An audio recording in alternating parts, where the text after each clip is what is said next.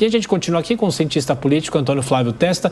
Bom, professor, a gente vem acompanhando um Brasil rachado, né, professor? O senhor mesmo diz que quem ganhar vai ganhar por uma diferença muito estreita de votos. E eu pergunto, como que o vencedor precisa abarcar também os eleitores que votaram no adversário? Como é que isso funciona? Como é que isso é feito, professor? Veja, todos os candidatos que se tornam presidente da República, eles fazem uma declaração dizendo que a partir daquele momento ele vai governar para toda a população, ele quer atrair, né, apoio de todos os lados. Fica muito no nível do discurso, porque, na verdade, se você olhar nas últimas 3 eleições, o Brasil mostra uma divisão estrutural, uma visão de mundo bem diferente e dividida, de fato, por grupos políticos que fazem assim esse proselitismo, tentando fortalecer os seus interesses. Agora, quem vencer as eleições a partir de hoje terá, sim, que conversar com a população, terá que mostrar, de fato, que é possível fazer o Brasil mudar em direção ao futuro e terá que começar a negociar com o Congresso. O candidato Lula diz o tempo todo que não queria dizer que eram seus ministros, porque não queria deixar alguns economistas sem serem contemplados, por isso ele não queria falar quem era o seu candidato, vamos dizer assim, o seu escolhido para um possível futuro Ministério da Economia ou da Fazenda, já que ele disse que dividiria também esse ministério.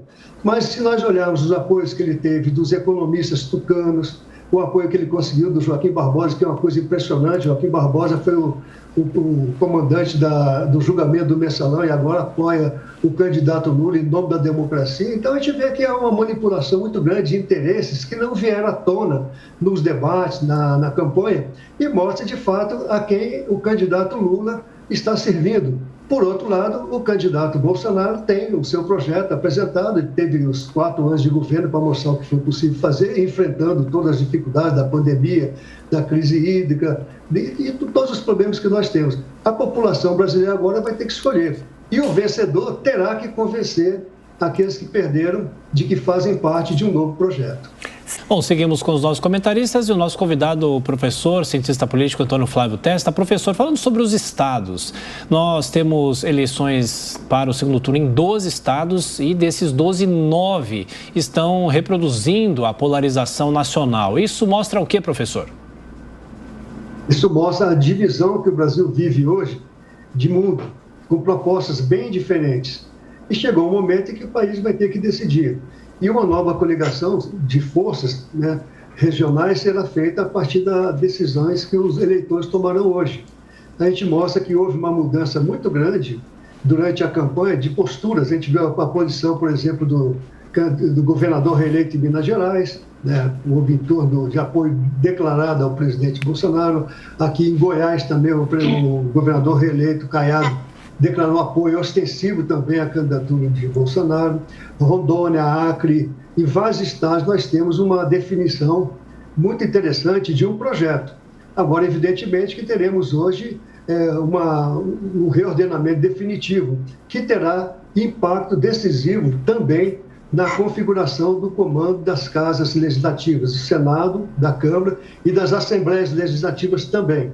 Tudo isso aí mostra que o Brasil vive um momento muito interessante de mudanças, para um lado ou para o outro. O Brasil sofreu, de fato, não diria uma ruptura, mas há um momento em que está havendo uma nova discussão em torno de um projeto de nação que até então não foi construído. E é muito importante que o Brasil possa fazer essas mudanças e aprová-las ainda no primeiro semestre de 2023, para que as coisas possam ocorrer mais tranquilamente nas eleições que virão 2 anos depois para prefeituras.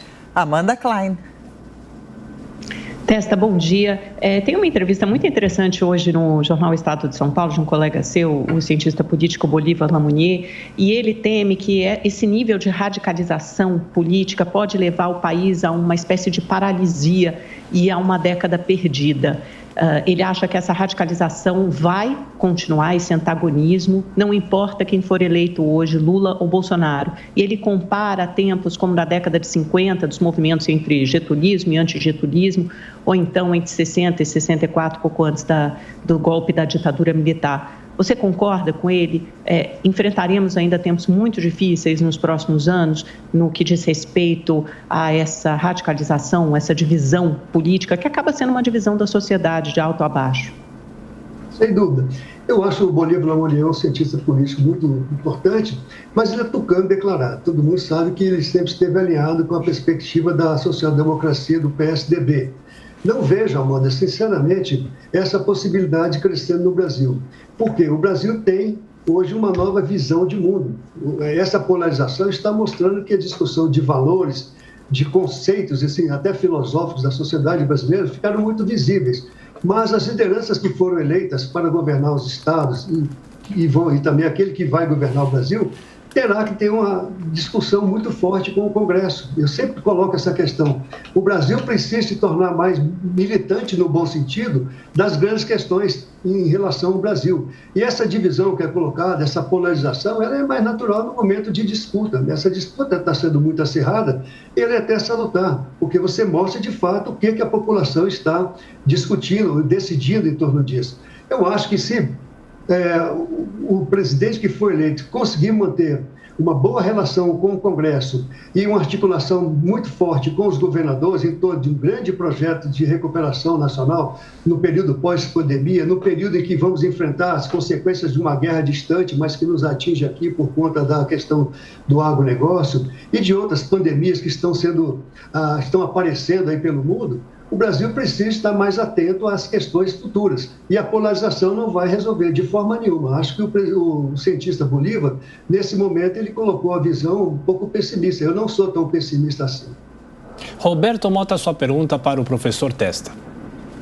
Professor, nós vimos nessas eleições um debate político centrado em valores, a chamada pauta moral, em questões ideológicas, né? Se discutiu se a propriedade privada é realmente absoluta ou se o Estado tem o direito de chegar e dizer, olha, essa terra que você tem aí, eu não acho que você está usando da forma certa, eu vou desapropriar, né?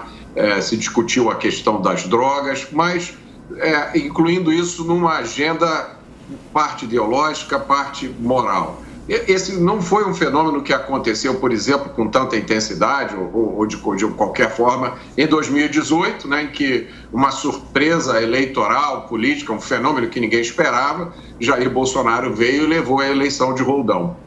Eu também não me lembro, nas eleições presidenciais passadas, eu não me lembro das disputas entre PT e PSDB, de ter havido uma discussão tão aberta, tão franca, sobre essa pauta moral.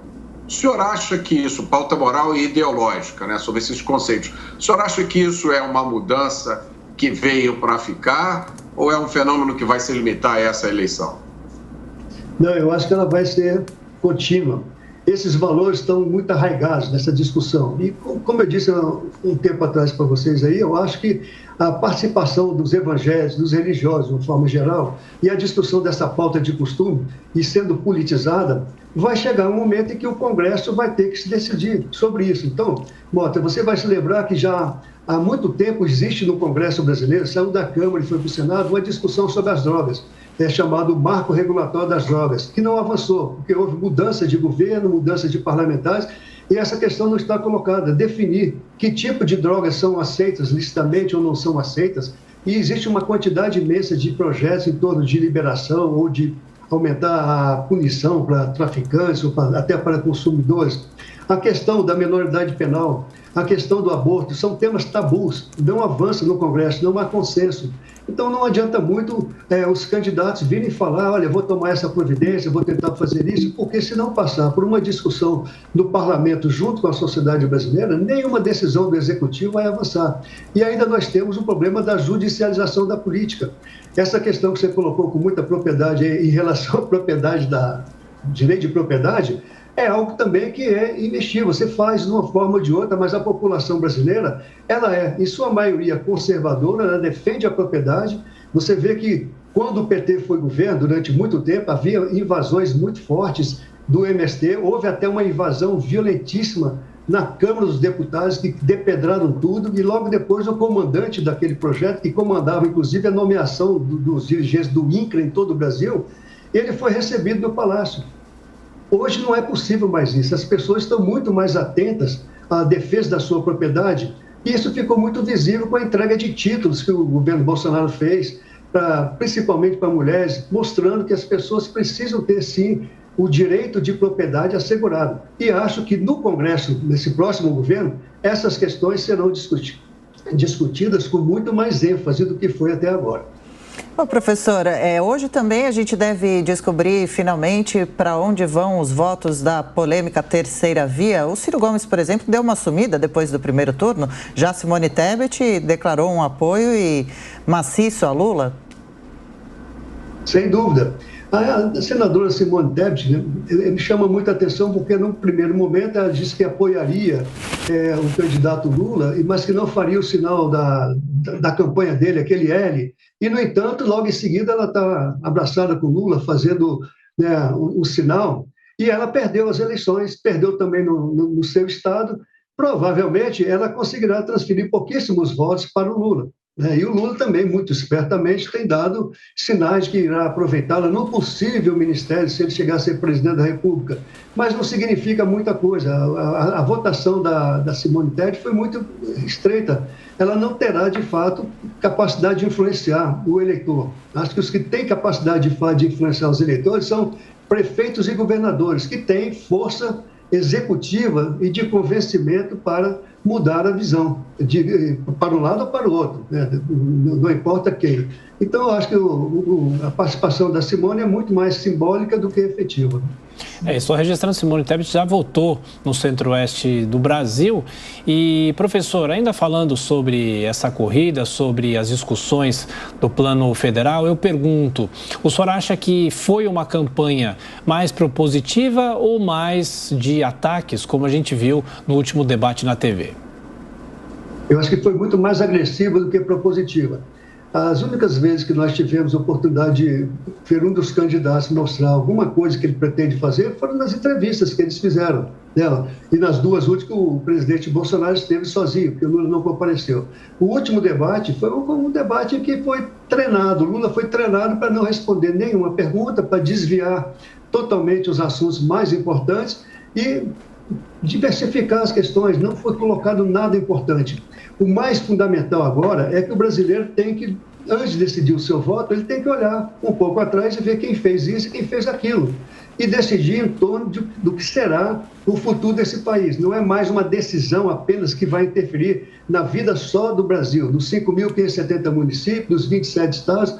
Não, essa decisão de hoje tem uma influência muito grande na América Latina, nas relações do Brasil com a América do Norte, com a Ásia, com a própria Rússia, com todo mundo. O Brasil é, de fato, hoje, uma potência. Ele tem força suficiente para influenciar nesse jogo internacional, mas vai depender de ter um comandante alinhado com um projeto de futuro. Amanda, desculpa, Thiago. Não, temos mais 3 minutinhos só com o professor, então os nossos comentaristas ainda fazem, cada um se der, mais uma pergunta. Amanda.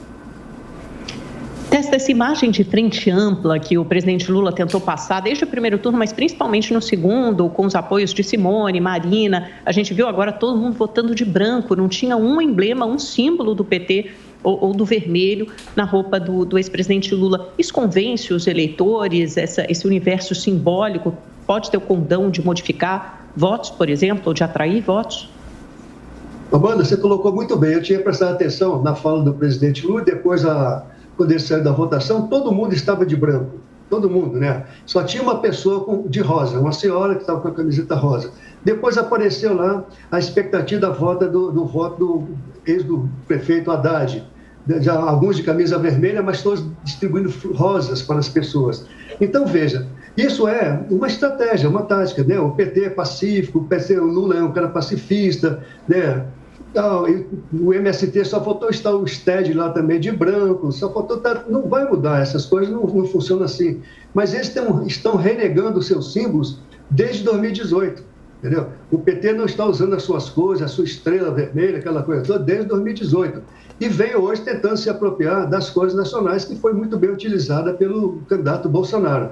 Acho que essa frente ampla não avançou tanto assim, não. Tá? Quem mais cresceu no segundo turno foi a campanha do Bolsonaro. Vamos ver como é que vai ser hoje a decisão, porque Lula deu uma estagnada, né? Apesar de muitas pesquisas estão dizendo que ele está à frente, mas quem cresceu, de fato, foi o candidato Bolsonaro. Mota, para fechar, a última pergunta ao professor. Professor, o senhor como cientista social, como é que o senhor avalia esse fenômeno de pessoas, inclusive muitas delas figuras públicas, professores, autoridades, que passaram a sua vida inteira defendendo a liberdade e dizendo aquele bordão censura nunca mais, e foram convertidas à causa de que não realmente, em certos casos, é preciso haver censura. O que está acontecendo, professor? Veja, o Bolsonaro teve uma capacidade muito interessante de atrair tanta oposição a um projeto de transformação em benefício do Brasil. Então, o voto daquela ministra foi uma coisa assustadora. O apoio do Joaquim Barbosa ao Lula, depois dele ter comandado o julgamento do Mensalão, é mais chocante ainda. O Fernando Henrique Cardoso buscando voto para o Lula. Tudo que os tucanos aprovaram, o PT foi contra. Tudo, desde a Constituição ao Plano Real e vai por aí afora. Então a gente mostra que há de fato quase que uma convergência de interesses contra o projeto do presidente Bolsonaro, que é um projeto de avanço, de desenvolvimento da economia, de inserção. Então eu acho que essa mudança, Mota, na minha opinião, é uma mudança conjuntural servindo a interesses que não são os melhores interesses para o futuro do Brasil. Cientista político Antônio Flávio Testa, obrigada, professor, pela conversa, pela participação. Bom domingo. Para vocês também, e que o Brasil seja cada vez melhor.